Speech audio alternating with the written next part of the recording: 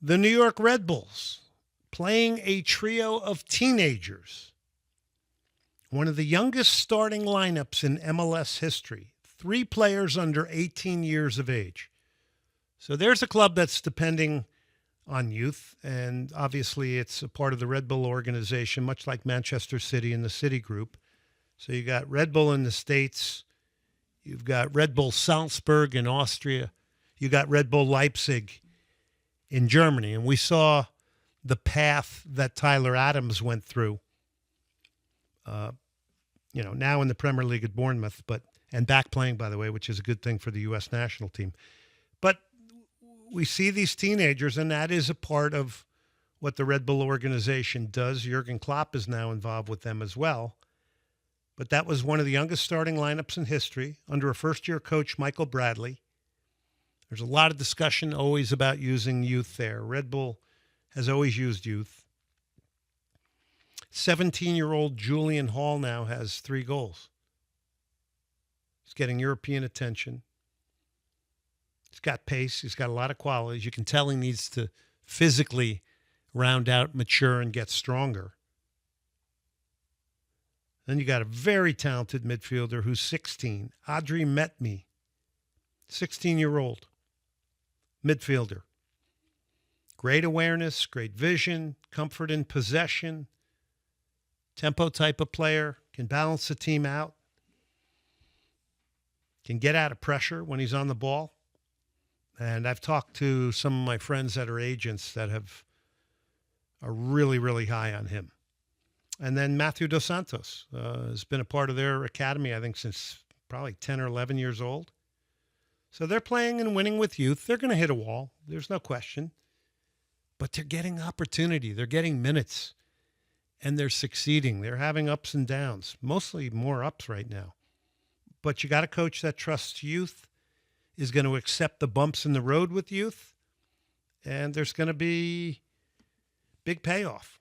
But they're not afraid to say it. They're not afraid to give opportunity, which leads me to the Dynamo, which we're not really sure what they're doing. We get lots of reports. Oh, look at all the academy kids we're playing. And, over the years, we've huge press releases and PR buildup for Xavier Valdez, who all of a sudden silently in the middle of the night is gone, never makes it to the first team.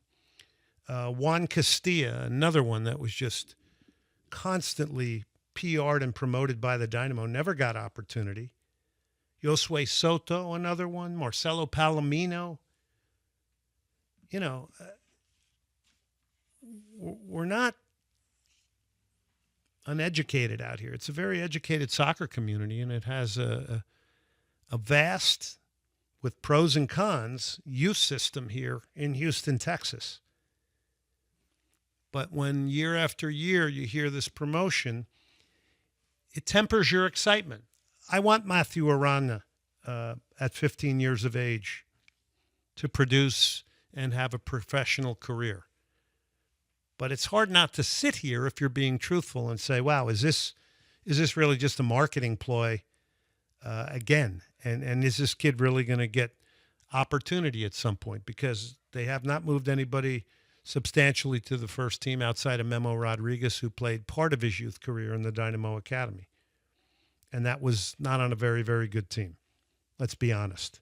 And that's what you get on this show. We're not sugarcoating it. And we're going to give the pros and we're going to give the salute when it's appropriate. That's for sure. And I don't know if in Houston, you know what? I'm going to put this out to you tonight. 713-780-3776. Do you care if locals are playing, or is it just about winning? Because you may not care if locals are playing. Do you care if there's an American player on the field or local youth players? Do you want players from the U.S. representing our local soccer community here, quote unquote, homegrown, that have actually grown up in Houston and come through your program? 713-780-3776, because it's not happening. And it may not matter to you. You just might want to win. And I'll accept that. The question, though, is it's a nebulous sort of situation with the Dynamo Academy, because I constantly hear that the players are good enough to be getting first-team opportunities from those outside of the Dynamo organization that are around the country at a lot of these events, agents and things like that. So if they're not going to get opportunity and that's not part of the plan, then slow down the marketing and the rah-rah. It's unfair to the player as well. By the way, I saw a clip. I'm not sure where it came from, but I saw a clip of Matthew Arana. Protect him. He doesn't need to be doing interviews at 15 years of age. Didn't come off good.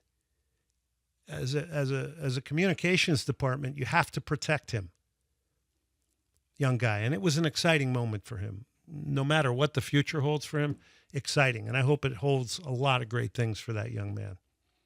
But we hear pathway, game model. We're playing more academy players than ever. And you know what? If the Dynamo came out and just said, you know what, we're here to produce players for the college game, and once in a blue moon, we hope somebody gets through. All you got to do is say that. Then people won't be critical. Of course, you don't want to say that because you don't want to kill hope and possibility, but it's already being killed because nobody sees anybody getting through. 713-780-3776. Remember these names: Xavier Valdez, Juan Castilla, Jose Soto, Marcelo Palomino. And now there's Kieran Sargent. So how did Kieran Sargent, who, by the way, is left-footed, so we're always enamored with the left-footed player, believe me, because for some reason there just aren't as many of them. It's kind of strange in a lot of ways. So Kieran Sargent has now played in the left-back position 2 straight matches for San Diego. Comes from League City, outside of Houston. Did not play a minute in Houston. Again, another player that was built up heavily and looked like he had talent and looked like he needed opportunity. Left-footed left-back. That's rare. And he's played 180 minutes now in 2 straight games, 2 winning games for San Diego, who's considered one of the top teams in Major League Soccer. Never got a sniff at first-team minutes here. Even last year,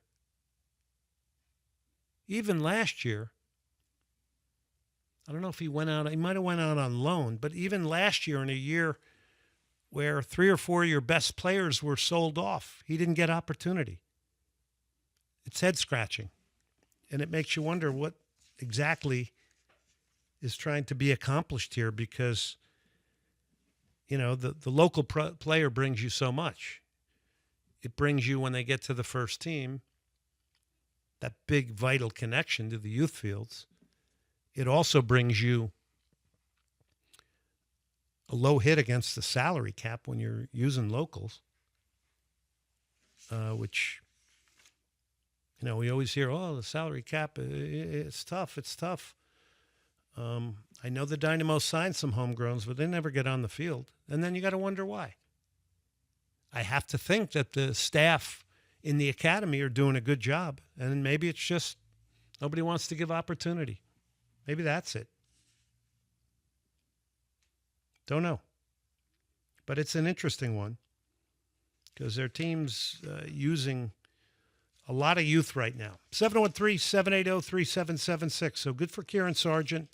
Looking forward to watching him with San Diego. And again, he's another youth product that becomes a professional. He's getting minutes. Let's see if he holds down that position there under Mikey Varas. Let's see if he continues to fend off the competition for that position.